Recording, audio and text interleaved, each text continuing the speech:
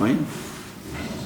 Okay, welcome all of you to this talk organized by our seminar committee. This is the Political Science Seminar Committee, which is a very official committee, and normally around this time of the year we don't organize talks because exams are starting very soon and students are not so busy preparing for the exams. In fact, we were supposed to have this on the 27th, so I had to change the date with Zafrul Sahab and said I had to request him to, can we have it earlier than that. So we're having it today.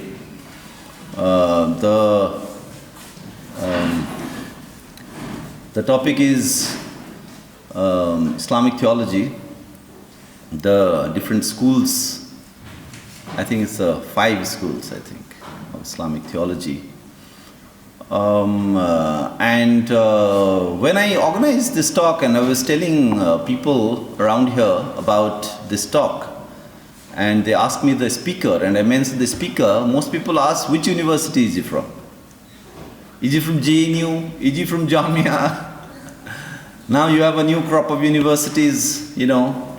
Is he from Ashoka? I said, no, none of the above. So I'm happy to have someone who is not officially from within the university fraternity. I think we'll get a different kind of approach here from someone who is placed the way Dr. Zafrul Islam Khan is placed. The other thing that I want to point out here is that usually we have a lot of talks on the Muslim question, on Muslim empowerment, on Sachar committee reports and all of that. And when I proposed this to some colleagues, obviously, you know, it was like, okay, theek hai, you know, something on Muslim, this thing. But the purpose of this was to not really talk about, whenever there's a Muslim or Islam comes, is referred anyway, I think the default response of most progressive scholars is to talk about empowerment and minority rights and all of that. But we wanted to do something on Islam itself,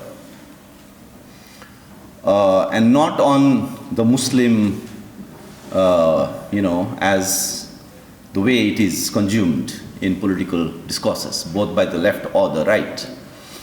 And there, it looked to me that you might take a very progressive position on the question of Muslim minority rights, but when it comes to Islam, either you draw a blank or you do not know what it is and you are not interested, or you may be somewhere deep down unconsciously, I think you think that maybe there's nothing interesting there, or it is not accessible to us. Now with this news coming about this professor appointed at the Banaras Hindu University will teach Sanskrit, you know, it is the reverse of that the Sanskrit walas think anything written in Arabic is not accessible to them. So not just then Muslim, this thing. In fact, there is also maybe sometimes it could also be that someone who takes a progressive position on the Muslim question might take a regressive position on Islam. Or you might think these are all monotheistic religions, these are just institutional religions, there is nothing much to learn. Some people in the West use the term Islamophobia. So I'm not saying there's Islamophobia here at work, but I think there's definitely a discomfort or unwillingness to go there. So one of the things that I had in mind in organizing this talk was to also break that. The other is a purely technical thing, which is that some of us are simply not equipped to talk about Islam as such, in terms of the language of Arabic and all that you need. So we needed a scholar who has access to those kind of resources. So not just tell us about Islam by reading some introduction to Islam books, you know, or some text written by Tariq Ramadan or people like that, but someone who knows the sources. And I think that is very important. And thirdly, in this, as people want to say these days, in this climate of rising religious identities and violence and right-wing populisms and all of that, which is a slightly cliched thing to say, but nevertheless, also from that vantage point, there is a need to, I think, really delve into what we understand under the rubric religion, whether it's monotheistic religion or any other Semitic, non-Semitic religions. So we also need to do that. And I think within the university system, the way we have done our syllabus, the syllabi, it is constructed in such a way that everything seems to begin from the Enlightenment onwards, 18th century onwards, or in the context of India, from Raja Ram, who is that? Ram Manohar Roy, the father of modern India, onwards. So even Gandhi would come under that, Maududi would come under that, Maulana Azad would come under that, Nehru would come under that. But before that, what happened? So you have a debate around the temple, Ayodhya and all of that. So it looks like, unlike the trajectory of Western scholarship, where their foremost thinkers always access resources that go back to the founding of Christianity, for example. If you look at Michael Foucault's work, then he's looking at, when he's talking about the care of the self, he's looking at Christian ethics. He's going to Greek ethics, right? And there's a continuity in academic scholarship there. Whereas here, we are not able to bring out that kind of continuity in the kind of work we do, the way we think about Indian society, the way we think about Indian economy. Why not economy? People usually tend to talk about only culture when one thinks about the past. So, and that is not really only pertaining to Islam, that might be pertaining to Buddhism, that might be pertaining to Hinduism, Vedic religion, everything. So when a leader like Gandhi comes in the Indian freedom movement, he becomes interesting, maybe because he is able to access some of those resources from India's past, or India's past, which is not really past, which is a present, So it is also to then break with that kind of a lacuna that we have in the way university syllabi are constructed, and we in our own way in this department are trying to overcome that. I give this example of this political theorist who is taught sometimes in university departments, called Giorgio Agamben, and Giorgio Agamben is regarded as a political theorist, but if you look at his work, he's engaging with Christian theology. He can be a Maulana. We can call him Maulana Giorgio Agamben, But when you see a real Maulana, you think, okay, ये तो आप political theory नहीं कर सकते, ये तो सिर्फ धर्म के बारे में, religion, इन सब चीज़ों के बारे में बताएंगे. So I'm not trying to burden Zafrul Saab with our maybe slightly ambitious sounding plan in mind behind this. So we are really happy to have him here. He's a very, very accomplished scholar. He's published so much. He's studied in Al-Azhar University in Cairo, in Egypt, which is, I think, the foremost seat of learning in Arabic and in Islam. And he's published a lot. He's also the chairperson of the Delhi Minorities Commission.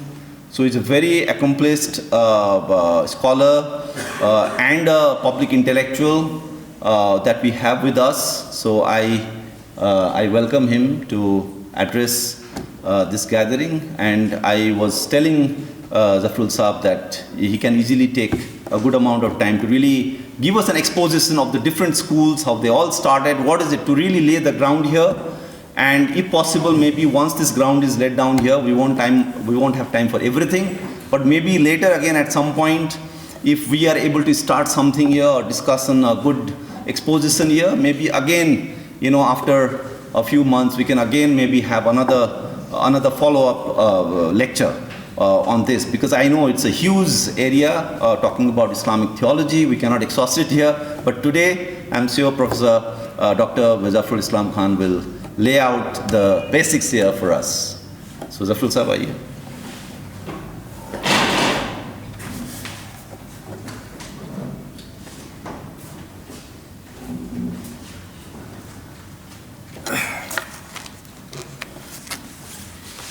Assalamu alaikum wa rahmatullahi wa barakatuh. It means peace be on you. This is the way a Muslim greets the other Muslim. Whenever we meet in the morning, it's not good morning, good evening, good afternoon, good night, but just Assalamu alaikum, peace be on you all the way. Today's talk is actually going to cover a very vast area. So I'm going to touch only the headlines, or rather have a bird's eye view of this issue, which is Islam and schools of Islamic fiqh or Islamic jurisprudence or Islamic theology. I must explain at the very outset that it's not just a theology. Islamic fiqh or Islamic theology encompasses every field of life, not just an issue of religion, that is church or temple or mosque. No, the whole life from the time one is born till the time one is dead and buried, everything, the state, the economy, the market, everything is covered by fiqh, Islamic fiqh. So I will start from the very beginning, how it all starts. Islam is one of the three Semitic religions. Semitic religions, not coming? Sorry.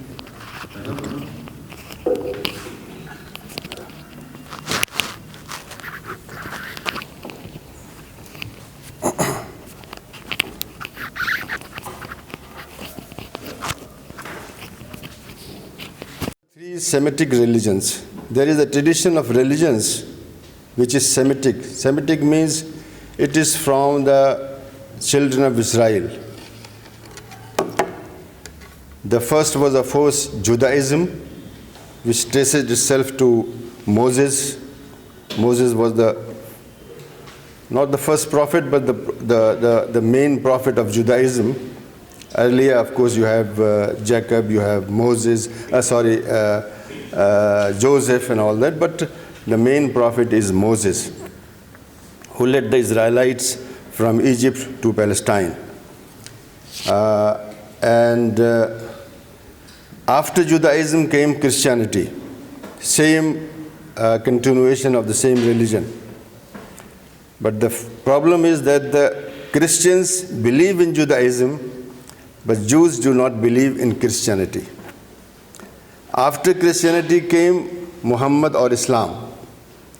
Muslims also believe in both Christianity and Judaism, but Judaism and Christianity don't believe in Islam. So we as Muslims, we believe that we belong to the same chain which started with Moses, then of course many other prophets through Jesus and then Muhammad. And the one binding thing is that Muhammad also belonged to the same tribe. He was also son of the second son of Abraham.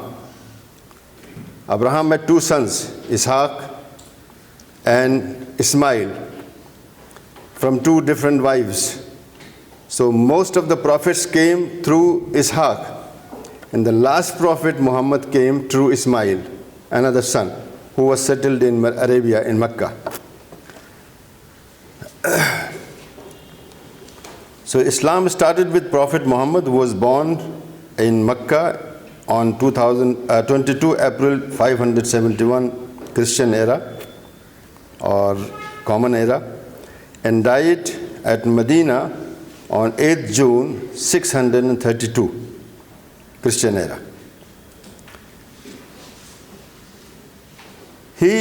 Muhammad spent the first 13 years of his life as prophet in Mecca.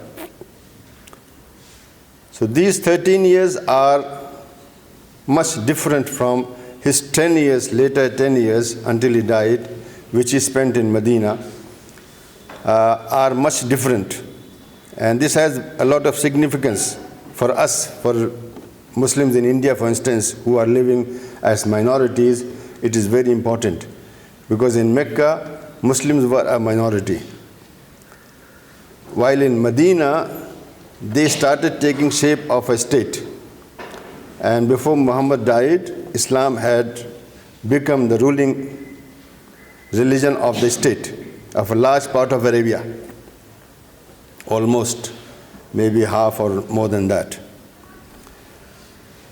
So this is how Islam began, and Islam believes in two texts, which is Quran. Quran, we believe, Muslims believe, that it is revealed from God. Over 23 years. Muhammad's prophethood lasted for 23 years. When he attained the age of 40th, he became a prophet, and after that, for the next 23 years, he received revelations from God. And these are collected in the Quran, which you see now in about 200-300 pages, differs from edition to edition, but it's the same. All over the world, the same Quran will be there. Translations are, of course, different. So the first source of Islam is Quran. If there is a clear instruction in the Quran, that is the religion. No other source is required, no other opinion is required. The second is the Sunnah of the Prophet. Sunnah means his sayings and his deeds.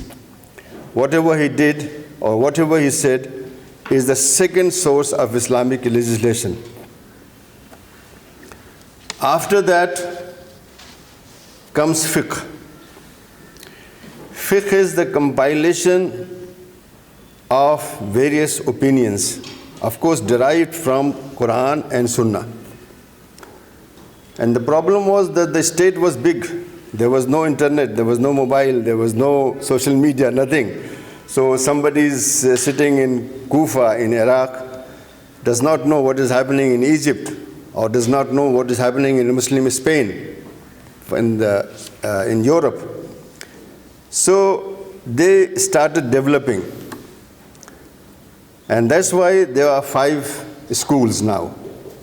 They developed in other areas. One developed in Iraq, one developed in Egypt, one developed in what is Medina or Hijaz, and so on. We will come to that a little from now. Yes.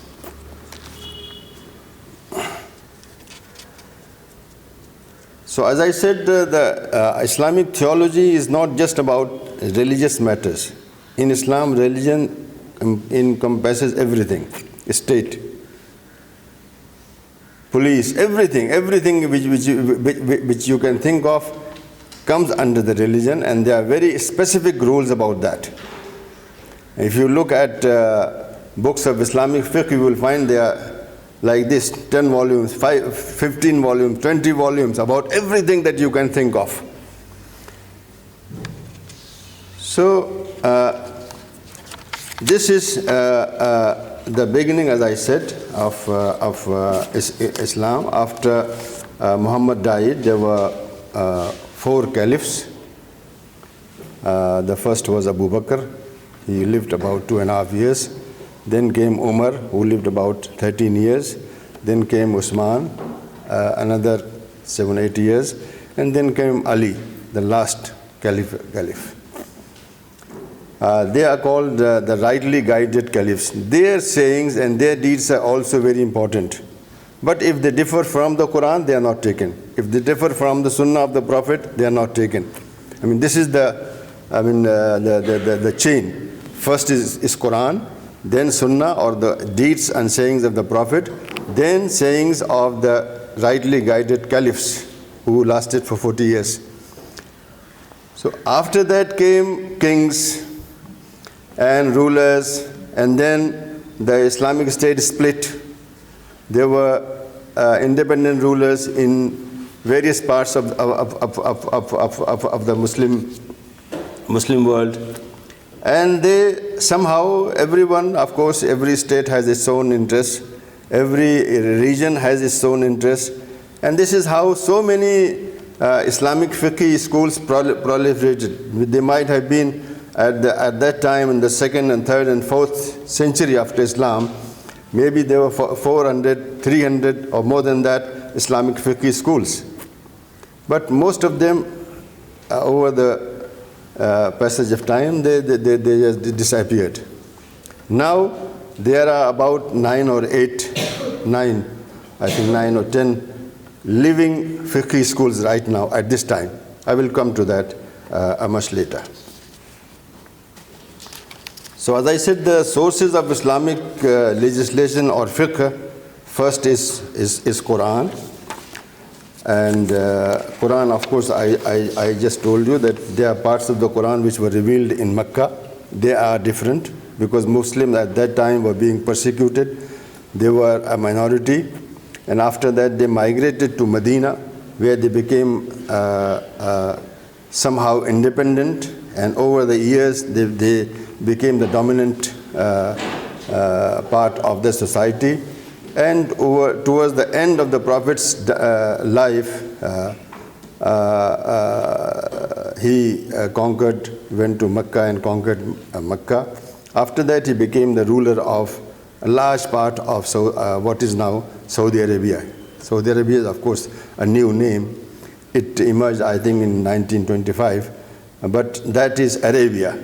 Or Arabia actually is, the old names are Hijaz, which is in the north, Najd, which is in the east and in the middle of Arabia. And then you have Yemen. Towards the east, you have these Emirates right now. They were earlier called Bahrain at that time. So all this came under the control of Muslims during the Prophet's own lifetime.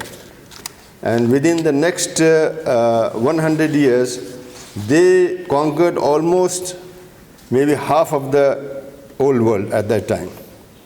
And up to the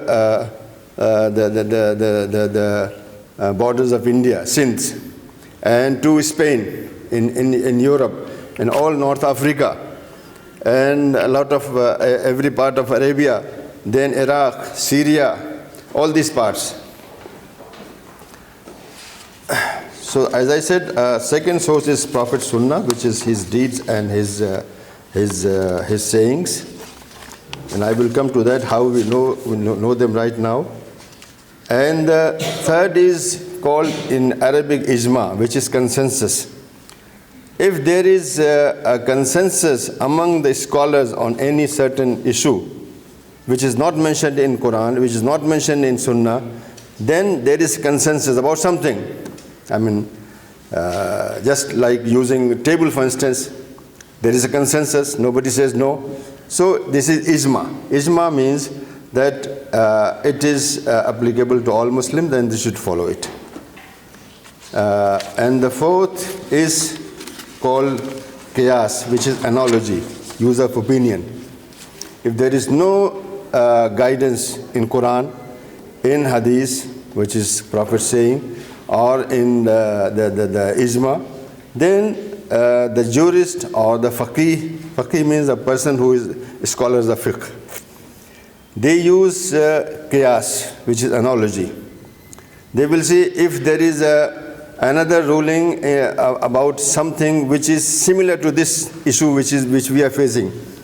And this started because they started ruling a very vast area of the world with different cultures, different languages, different problems, different people, different histories. So there were always problems. Like in India, for instance, when during the first century of Islam, they conquered Sindh. So after the Prophet's conquest of Mecca, they had abolished worship of idols. There was no idols. So by that time, after 100 years, there were no idols in Arabia. They didn't know if there are idols. They just heard about them. When they came to Sindh, they saw people worshipping idols. So the commander at that time, Muhammad ibn Qasim, wrote to the Khalifa in Damascus what to do about these people. They are doing something which is very strange for us. So he collected the scholars in his court and asked them what to do about this. So we are going to treat them as people of the book. People of the book means like Jews and Christians, that they are allowed to do whatever they want in terms of religion. So this is how something new comes, and then the faqih or the scholar of fiqh or jurisprudent, he finds some with analogy. This was an analogy. If they are allowed under our rule, I mean Christians and Jews are allowed to worship as they like, so the Hindus also should be allowed to do what is to them their religion. And since then, there was no problem under any Muslim rule in India about Hindus worshipping idols.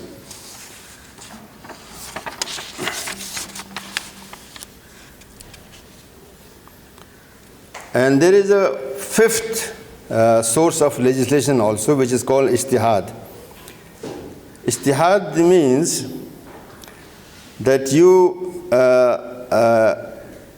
separate jurists, single or a group of jurists, will sit together and think about new problems and come up with some decision which is not found in earlier texts, not in Quran, not in Hadith, not in earlier ijma.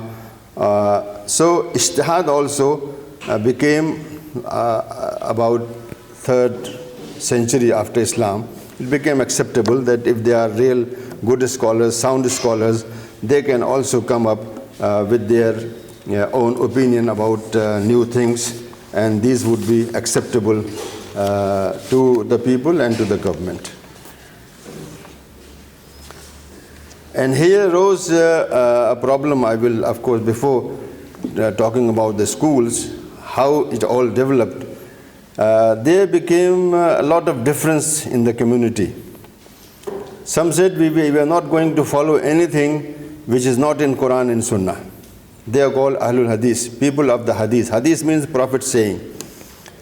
And there were others who were called Ahlul Qiyas, people of analogy, who said, no, if there is nothing over there, then we can use our own brains and arrive to some conclusion, and this should also be acceptable if it is not in contradiction with the basics of Islam. So that problem continues to this day. There are people, I will come to that, who reject any new opinion.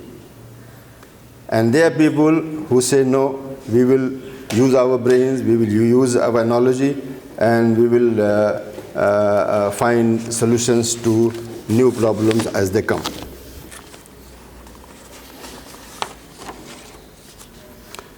So these people, mainly these people of Ahlul Hadith, they were based in Hijaz, in what is now in Saudi Arabia, in Mecca and Medina.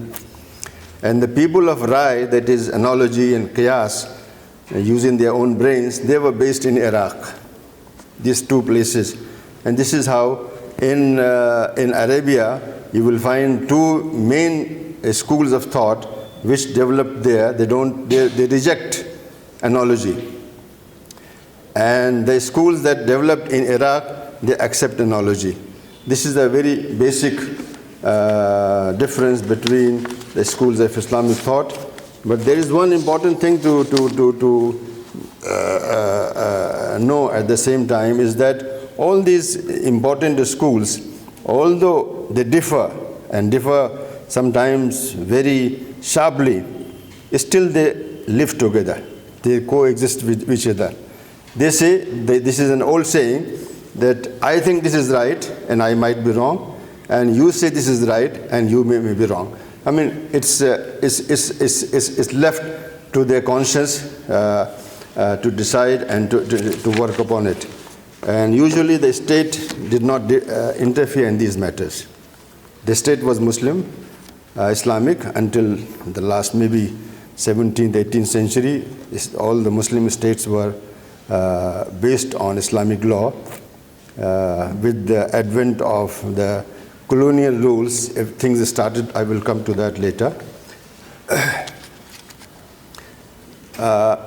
In addition to fiqh, which is jurisprudence, also almost at the same time there was another movement to collect the Prophet's hadith, Prophet's sayings and Prophet's deeds. They were not collected. People used to just narrate them. Because in the beginning, the Prophet and the caliphs, the 4 caliphs who came, they prohibited that the Prophet's sayings should not be recorded in writing. Because there was a fear that there will be some mixing with the Quran. If this is written and also this is written, there will only Quran was being written at that time, during the Prophet's time and also during the caliph's time. But later, after 100 years, people thought that the Prophet's sayings must be written on paper. At those times, of course, there was no paper. There was heights and other things. They must be written so that these are preserved, because with the passage of time, people will forget. So at the same time, this movement also started of compiling the Prophet's sayings. And there are many, hundreds of compilations. But there are six which are considered to be authentic, very authentic. There are others also are good, but 6 are you might be reading Bukhari and Muslim, if reading about Islam. These are one of the most prominent collections of hadith. It all happened in the 2nd century after Islam. The Quran was compiled during the Prophet's time, and then copies were made during the time of the 3rd Caliph, Osman, and sent to all parts of the Muslim world at that time. But the Prophet's own sayings and his deeds were compiled later, almost after 100 years it started. It started after 100 years, but it was completed after about 200 years, after his death. In a good manner, in an amicable manner, then something very strange happened in the Muslim world. That is the Mongol invasion of Baghdad. Baghdad was the seat of the Muslim empire at that time. Earlier it was Damascus, and then it was transferred to Baghdad. Baghdad is now, of course, you know, it is capital of Iraq, and Damascus is capital of Syria. The first was in Medina, then in Damascus, and from Damascus it came to Baghdad with the change of dynasties. So Baghdad for a very long time stayed as the capital of the Muslim state, and all these activities, compilation of hadith, compilation of fiqh, actually took place in Baghdad at that time, because that was the center, that was the capital of the Muslim state. But in 1258, Common Era,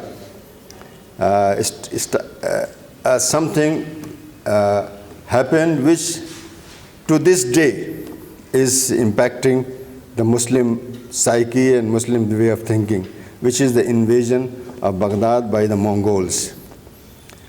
They were not Muslims. They did not believe actually in any religion. Later, after maybe 100 years, they all became Muslims. That is a different thing. But at that time, they were not Muslims. And the sack of Baghdad is very much known. I mean, they just sacked everything, raped, looted, everything. And not just Baghdad, but other parts of the Muslim empire. So at that time, as it happens in every society, the scholars said that now there will be no ijtihad, no free reasoning. Whatever has been written, whatever has been said, there is a full stop. And now there will not be any new thinking, because they fear that the new rulers, that the Tatar and the Mongols, they don't believe in Islam, and they will force ulama and scholars to write things which are to their liking, I mean, by their orders. So that was stopped. So, I mean, technically, even today, there is no ijtihad. I mean, free thinking in Islamic fiqh, Islamic law, there is no free thinking even today because of that big calamity which happened in the 13th century.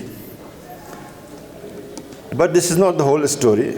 of course, ijtihad restarted in a way that individual scholars started thinking after 200, 300 years after that, and it continues to this day. But the collective ijtihad, collective reasoning, collective analogy stopped. I mean, right now it is an opinion of a scholar, like Sheikh Qaradawi, for instance. You must be hearing about him. He's an Egyptian based in Qatar. He is one of such mujtahid. But it is said that this is the opinion of Sheikh Qaradawi, not opinion of Islam or the opinion of Islamic fiqh, but of individuals and so on. So many like this.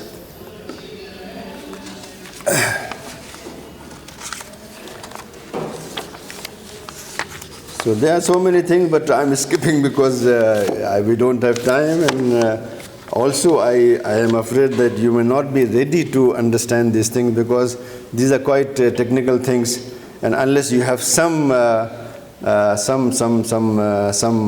prior knowledge of these things, you will start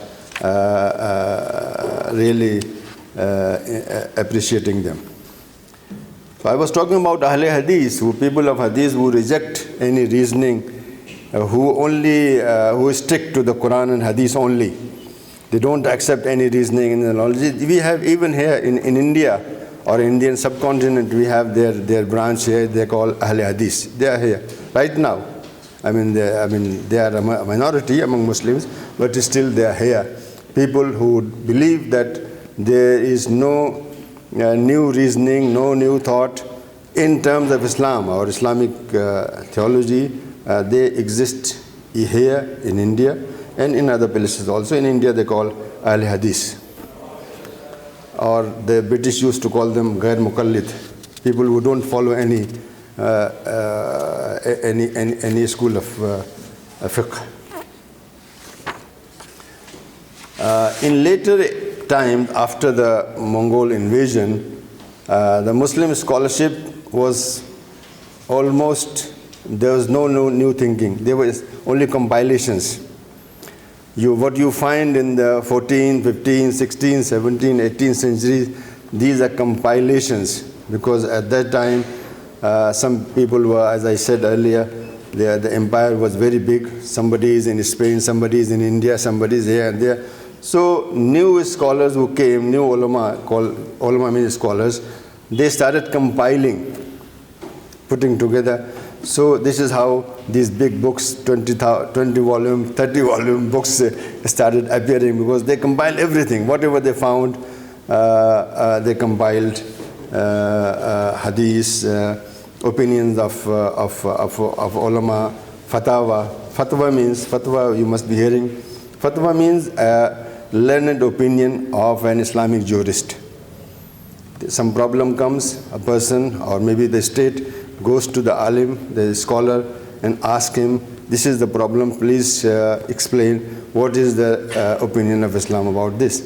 So he will write, first he will write the problem, then he will write his opinion, then he will give the reasoning why he is saying this. This is fatwa.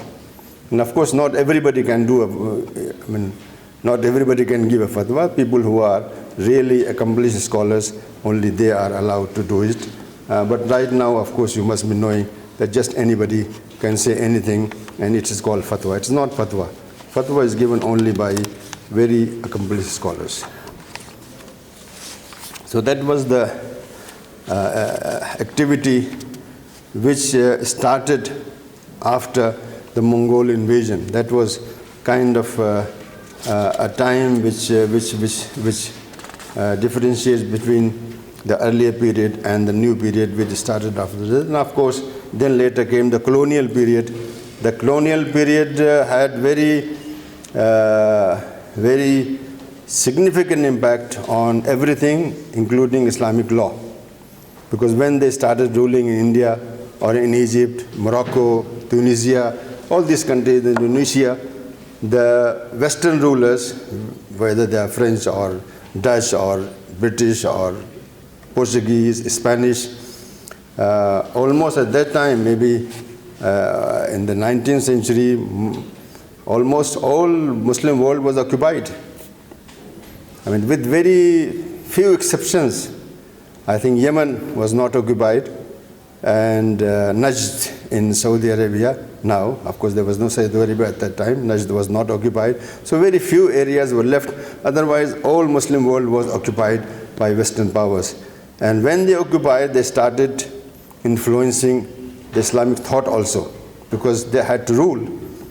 They had their own ideas about commerce, their own ideas about the state, their own ideas how to run, their affairs and how to do business. So they started making changes. But one thing they left, everywhere, they left Muslim personal laws. And there are two kinds of laws. One is public dealings, muamalat, we say it in Arabic, which is almost anything.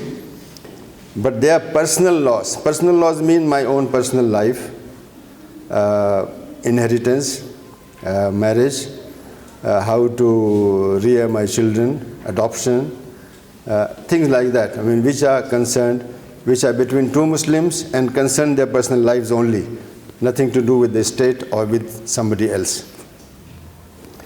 So mostly they left it, mostly. Even in that also they influenced. Right now, what is known in India as personal law, Muslim personal law, is actually British Muslim personal law. It is not Islamic personal law. There was an act in 1937, Shariat Act is called Shariat Act. Shariat Act is actually not derived from Islamic texts. It is derived from the decisions of British courts in Muslim issues, in Muslim matters, inheritance and whatever. So it's not necessary that the British judge or the Indian judge in a British or English court was deciding according to Islam, but whatever he decided, that became the Shariat. So that's why there are so many problems with the Shariat Act also, that we find that these are reprehensible, they don't represent Islam, but they represent what over 250 years of British rule transpired. It used to start in the small court, then used to go to the Privy Council, and these things became known as Islamic personal law, which is now codified as Islamic Shariat Act of 1937, and now the new government is going to change even that. So states, of course, with their brute power, they change things. And this affected even Muslim societies. Muslim societies in Turkey, they started changing in the 18th century. Because at that time, Europe, or rather France and England, they were the supreme at that time, and they were the main nations who were doing business all over the world.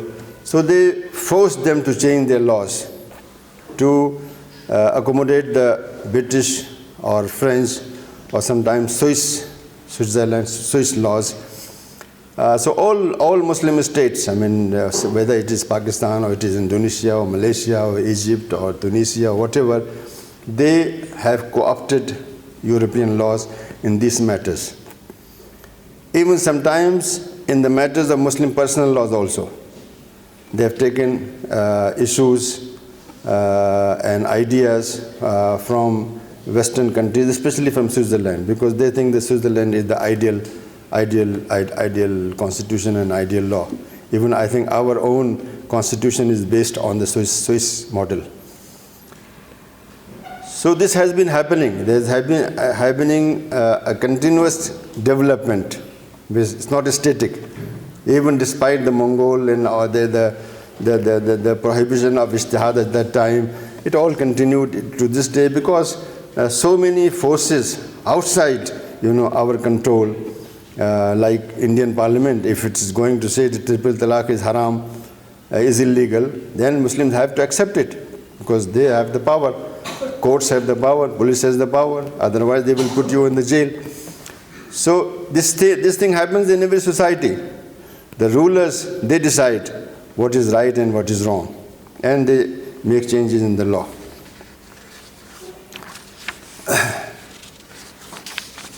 So I think I must have taken a lot of time, I suppose, and still we have not covered much.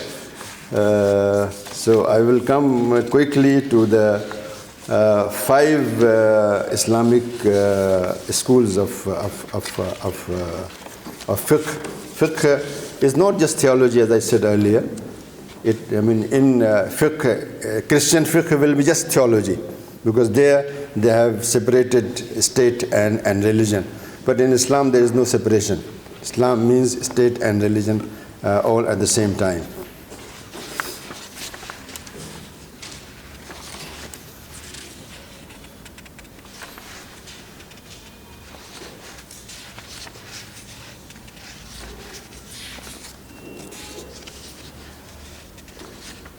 There are many things in between. Of course, I cannot say them all at that time. I mean, when the Islamic state evolved and Islam actually ruled for something like 1300 years, every kind of problem arose and they found solutions for that.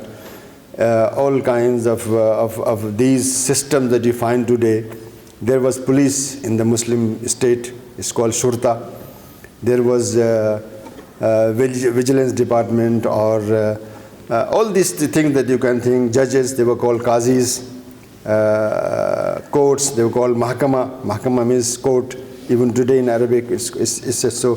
So all these things evolved in the Muslim society, and the fiqh, the Islamic theology, found answers for them in every time, in every age. Recently, after 1980, after the Islamic Revolution in Iran, there have been clamoring in various Muslim societies to bring Sharia back. Because Sharia, as it stands today, in every Muslim country, even in Saudi Arabia, which says we are Islamic, even in Iran, which says we are Islamic, it is almost Western laws, except the family laws, the personal laws, except personal laws. I mean, the business laws, everything you can think of, they are modeled on the Western laws, or Swiss laws, or sometimes French laws. So there is clamor after that we should bring Islam back. It is more or less just a slogan. Until now, from 1980 to this day, now it's almost 40 years. I mean, this is, people are clamoring, people make protests,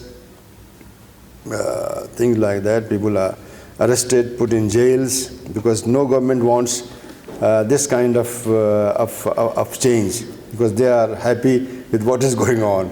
Every state, even Saudi Arabia is called Islamic State. Right now, there are 58 Islamic states now. There are 58 states which are members of the Organization of Islamic Cooperation, which is based in Jeddah, which is like Muslim UNO.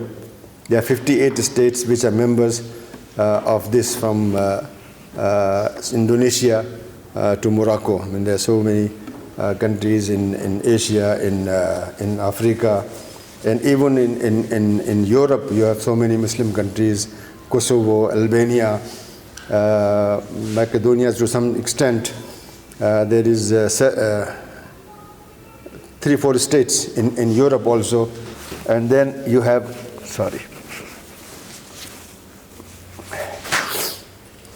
So there is clamor about bringing Islam back, but this has not happened, because the states also want some freedom. Because if real Islam comes, powers and authorities of the states will be affected to a lot of, because the ruler will not be, or the parliament also will not be free to legislate as they want.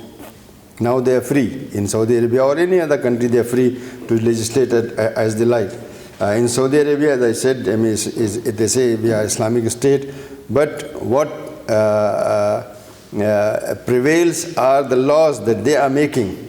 I mean, the state is all the time, every labor law, business, there's a trade law, this and that, all kind of laws come, and those laws, not the Islamic fiqh books. We have got very big books. As I said, every mazhab, every school of thought has very huge, compendiums of these rules, but they are not followed. What is followed is the rule or the act or the law which is enacted by the state, respective state. It might be a very small state like Djibouti, it might be a very big state like Iran or Egypt or Turkey, but they all have their own laws which are not exactly based on any Muslim theology, but an amalgamation, something from Muslim theology, something from Western ideas, from Western thoughts, Western laws, and then they, according to what suits them at that time, they make a law. And that becomes an Islamic or Muslim law, but actually it is not an Islamic or Muslim law, but it is a new and modern law adopted by an Islamic state or a Muslim state.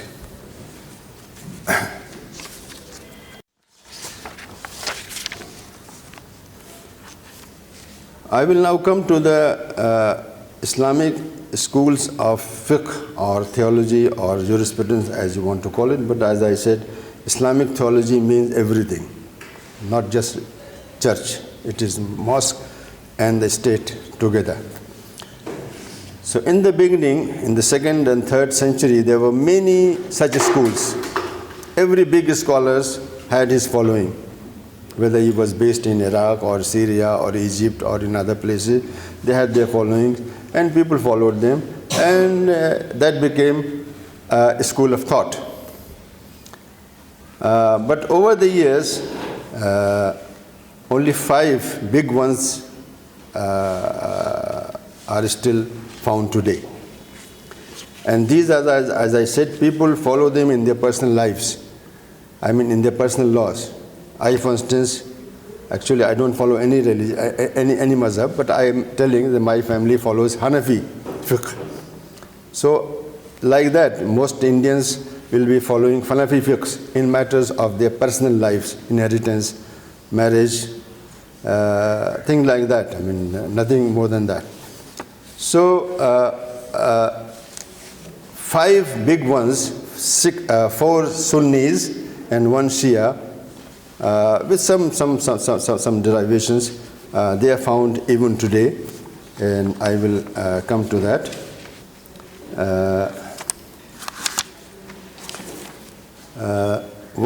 There is a map here, you will find here.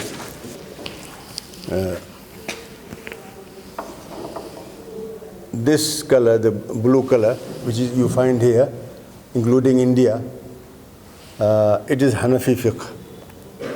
These are people who belong in analogy, in qiyas, in opinion. And it suits these people, especially because the Ottoman state adopted this school of thought. And since the Ottoman state was ruling large parts of Muslim world at that time, the 15th, 16th, 17th, 18th, 19th centuries, it became dominant in a large part of this area, India also included. That's including Turkey. Turkey, of course, yes. They are very proud to be Sanafis. Yes. And then there are Hanbalis. Hanbalis are the rigid people, the most rigid of Islamic fiqh. They believe only in the Quran and Prophet's sayings, nothing else. No analogy, no thought, no opinion. And they are found mostly in Arabia, Saudi Arabia. Yeah, in this part. This. And then there are Malikis in between. They are found mostly in North Africa, most of North Africa. And then there are Shafis. These are Sunnis. There are 2 big differences big divides in Islam, Muslims. There are Sunnis and there are Shia. I will come to that. So Shafis are found in some parts. Even in North India, South India they are found here. In Malaysia, Indonesia, in these parts they are found. In parts of Egypt they are found. In parts of Middle East they are found. These are the 4 Sunni theology schools. Then there are Shia schools. What do the Safis emphasize on? Who? The Safis. Which one? Safis emphasize on what? Shafis. These Shafis and Malikis are something in between. They are not very rigid. Only Hanbalis are very rigid. Hanafis are very free. Use your analogy, use your brains, use your which is very much found in India and other parts, as I said. So these are four. These are in between. This is very rigid, and Hanafis are very quite free. Then there's Shia. There's a big difference between Sunni and Shia. Sunnis, you may call them people who believe in democracy, and Shia, people who believe in dynasty. So after the Prophet's death, most people wanted democracy. People would elect their leader themselves. And this happened. So the Prophet did not have any male child. He had female children, and most important of them was Fatima. Fatima was wife of Ali. Ali was cousin of the Prophet. So these people, the dynasty people, they wanted Ali, who is in this way, he was cousin and also he's a son-in-law of the Prophet, he should become the caliph. But the majority of people did not agree to this. They went to the democratic way and they elected Abu Bakr. And after Abu Bakr, they elected Umar. After Umar, they elected Usman. So three first caliphs were elected. Even the fourth was also elected. But Shia believe that the first rightful Khalifa, just Khalifa, is their man, who's Ali, the fourth one, who came the last. So after that, sons of Ali became the Imam. The Imam means the leader. So these people, which you found here, Ismailis, Jafari, Zaidi, they all belong to Shia, but the Ismailis believe in only 5 Imams. Zaidi also in believe 5 Imams with different sons of Ali, his grandsons, great-grandsons, and things like that. And Jafari in between, which is most prominent, they are called Isna Ashari or 12er. They believe in 12 Imams. 10 and 2, 12 Imams. After the 12 Imams, last Imam was Mehdi, and they believe that he disappeared. And to this day, he has just disappeared in occultation. He is found somewhere alive, and someday he will come back, and he will be the Messiah. He will be the Mahdi. And he has not come. So among the Shia also there was a big difference that when the Imam, the 14th after Ali, he disappeared in Iraq at that time, they said what to do. So they used to go to the place where they thought he disappeared from. They used to stand there.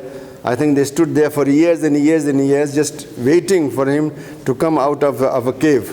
But he never came. So after that they say that all authority is unjust in his absence. And this went on, the big problem in fiqh theology. What to do when there is no Imam? So when there is no Imam, every authority, every ruler is unjust.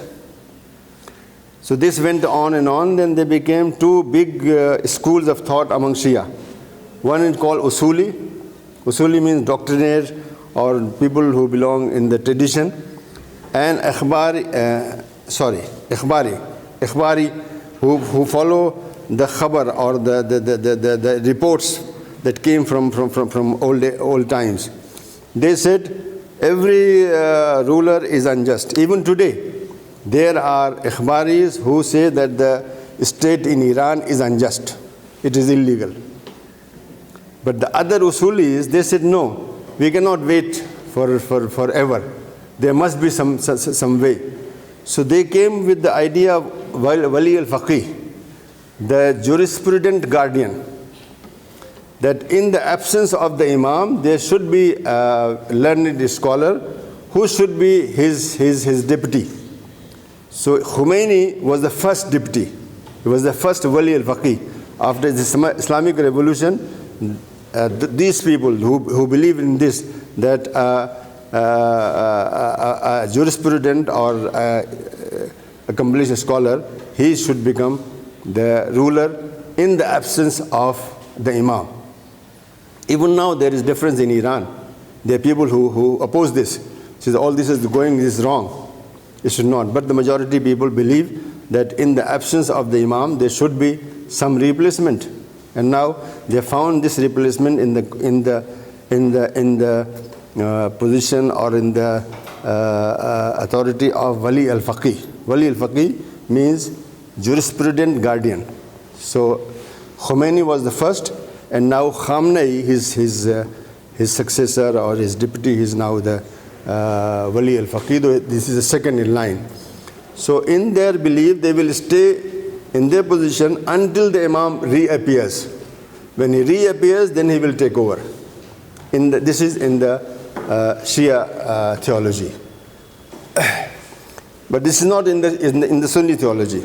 Sunni theology is democracy. The people can elect any ruler, or even a ruler can impose himself. I'm like in a coup, the army. It has happened so many times in Islamic history that the army or the army commander, he just took over. It happened, long ago, and very recently, of course, it has been happening in Muslim countries, and they are considered as just and rightful rulers, like Ziaul Haq in Pakistan. He took, by martial law, and he was accepted. But in Shia theology, such people are not accepted. They are called usurpers or unjust rulers. This is the main. So these are the four Sunni, and these are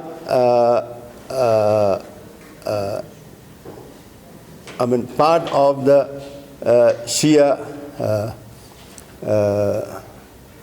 Shia community. They are not just one. Jafri are the 12ers who are the majority. Even in India, the majority of Shia are Jafri. Or Isna Ashari. Isna Ashari means 12ers who believe in 12 Imams. Ismailis believe in 5 Imams, but different ones. Zaidi also believe in 5 Imams, but different ones. And they are also Ismailis. You must have heard about them. And they are also, Shias. There are Bohras also who are found in Gujarat and in Bombay. They are also Shia, but they believe in different Imams. But their theology and their belief that the authority should start from Ali after the Prophet, not from these 3 other caliphs, they all believe in the same. This is how they started, and this is how they continue. So I think I might have taken your time, I think. Yeah? Okay.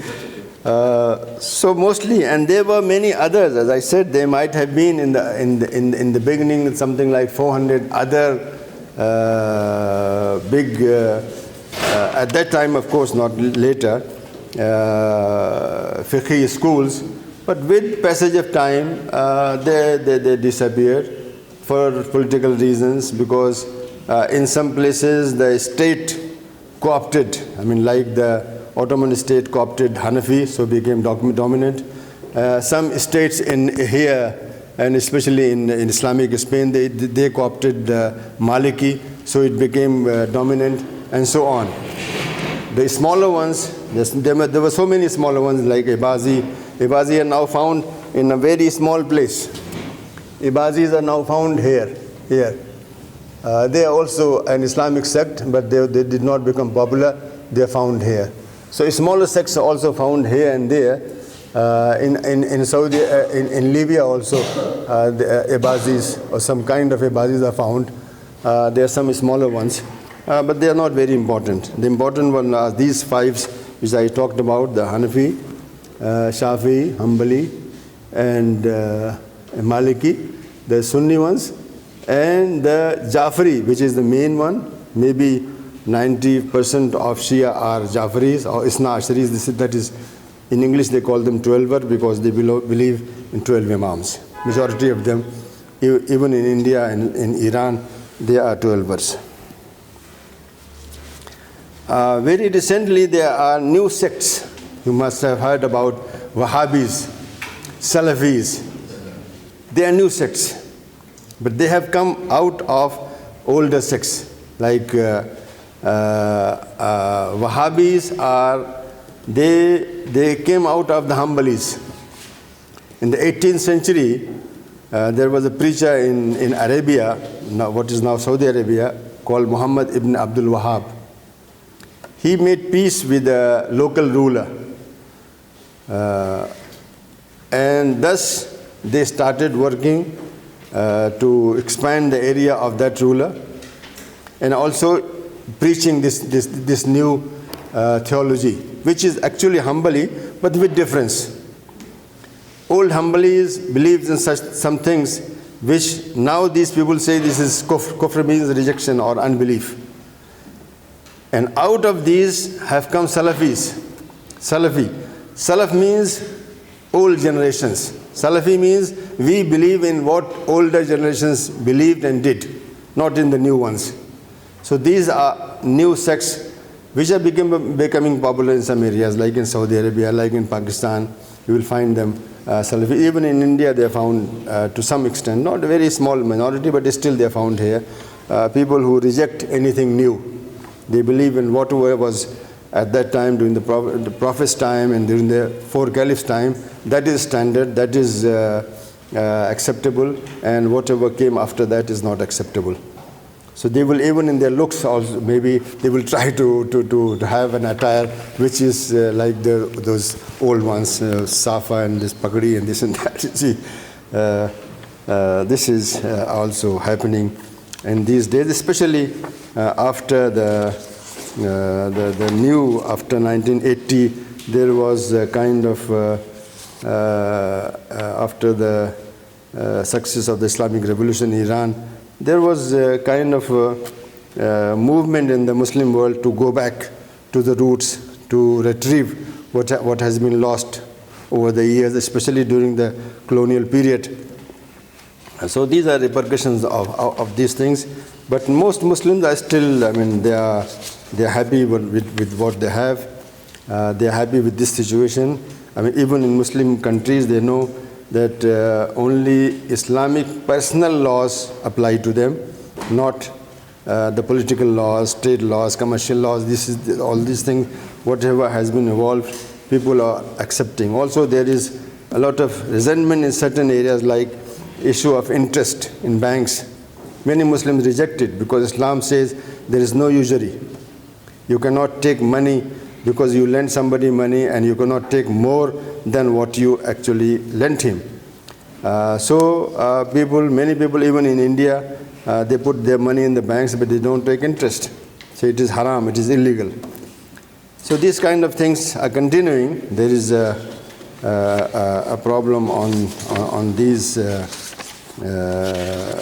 things, and I think this will continue, because as long as there is freedom, people will have this freedom, then will use them.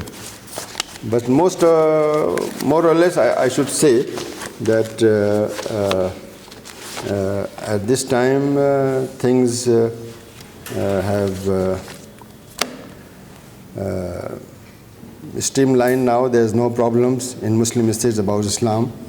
Whatever the state is following, whether it's Algeria or Saudi Arabia or whatever, people are accepting. Majority of people are accepting. There might be small groups which reject or which demand something different. But still, there are attempts on the academic level also to put a new Islamic models, and these are continuing, like in places like Egypt or in Pakistan. They are continuing. People are trying to come out with a version of Islam which is compatible with the modern world, because the world also has changed. But of course, in certain things you cannot change anything. I mean, like our prayer, it will remain the same. Like the way I do Hajj or pilgrimage to Makkah, it will remain the same. But in between, in our dealings, in how we deal with the world, in commerce, in banking, in all these things, I mean, things have changed, and people who have to cope with them.